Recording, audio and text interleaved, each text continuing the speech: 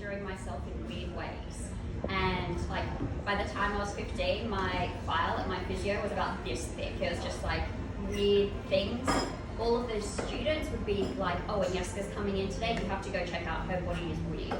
Like, I have a very distinct memory. I have small patellas, like small kneecaps, and one physio would just sit there and like play with it because there's a lot of, like it moves sideways a lot, and that's very interesting for those people fascinated by the human body, because then it comes into different tracking problems and things like that.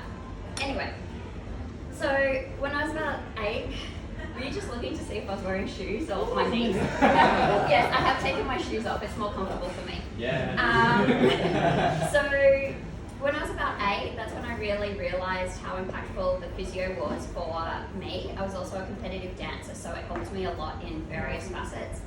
And ever since then, you ask anyone and they knew that I wanted to be a physiotherapist. As I was studying it at uni, I discovered that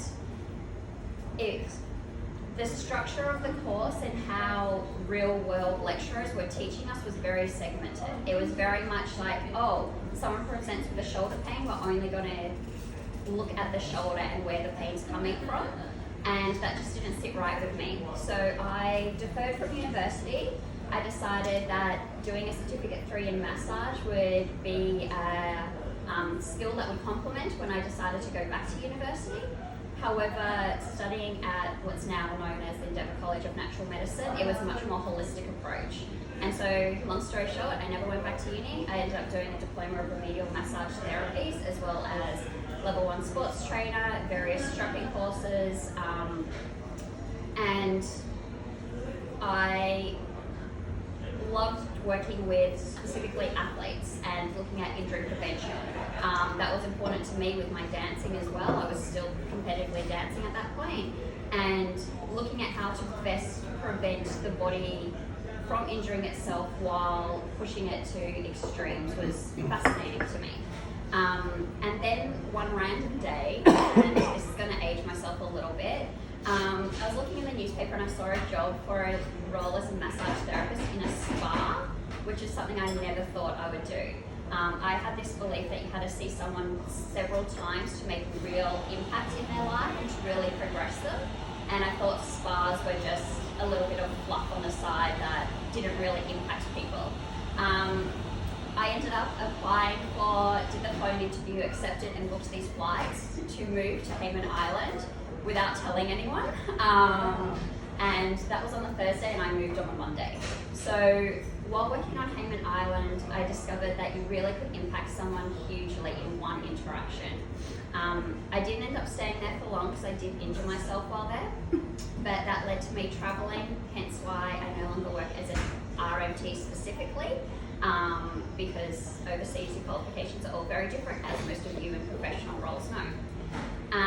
That's all led me to being where I am now, where I love working with the human body, but it's more of that holistic and an integrative approach. I use different modalities within every treatment, depending on what the body needs that day when it presents on the table.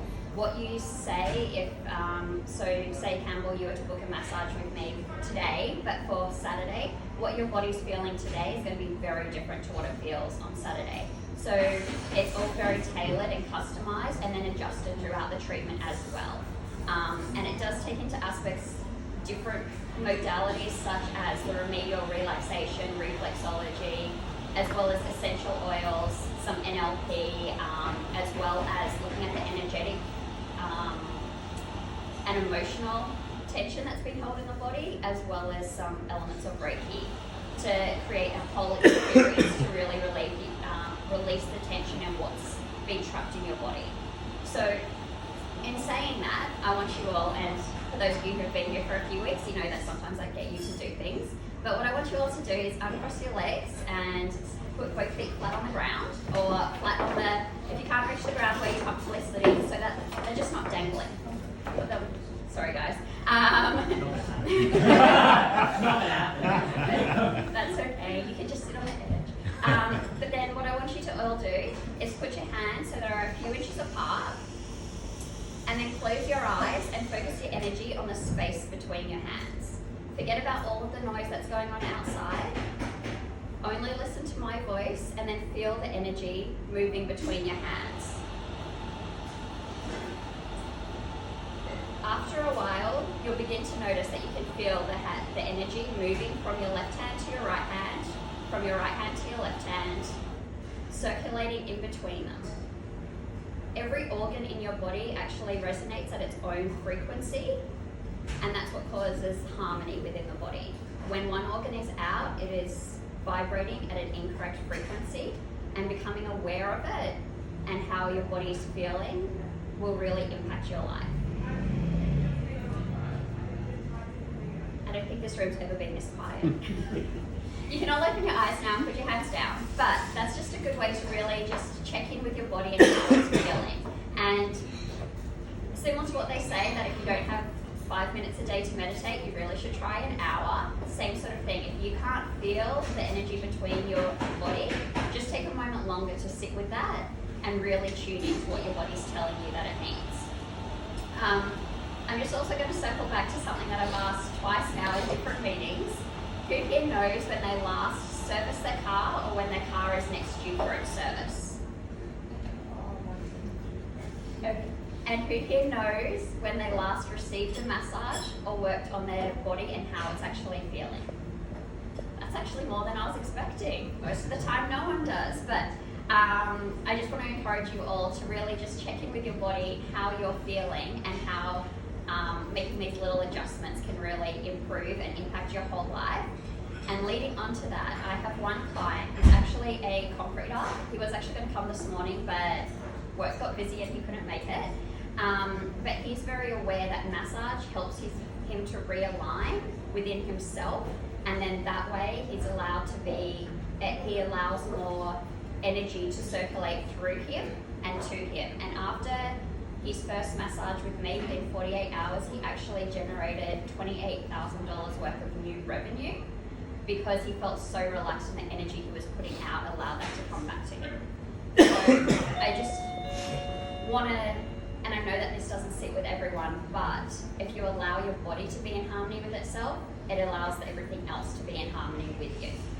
And I know that I'm meant to speak for 10 minutes, so I wanted to specifically leave enough time. If anyone has any questions, if anyone has any tension in their body and they're looking for some little stretch that they can do, even throughout their day, to help relieve some tension.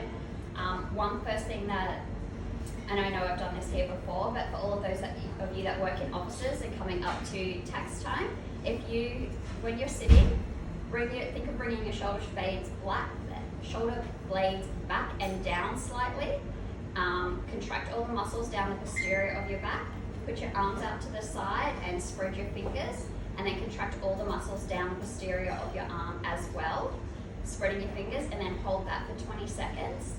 That's long enough for your muscle memory to actually remember what it feels like in a different position from sitting, typing, or driving as we all normally do. And then shake it out, and it actually, thank you for the demonstration at the back. It actually allows more energy, more blood to circulate through that area, which will allow more energy moving through your body, and it also then allows more oxygenated blood to your brain, which will help with your creativity and you able to solve the problems that are on your desk. So does anyone have any questions?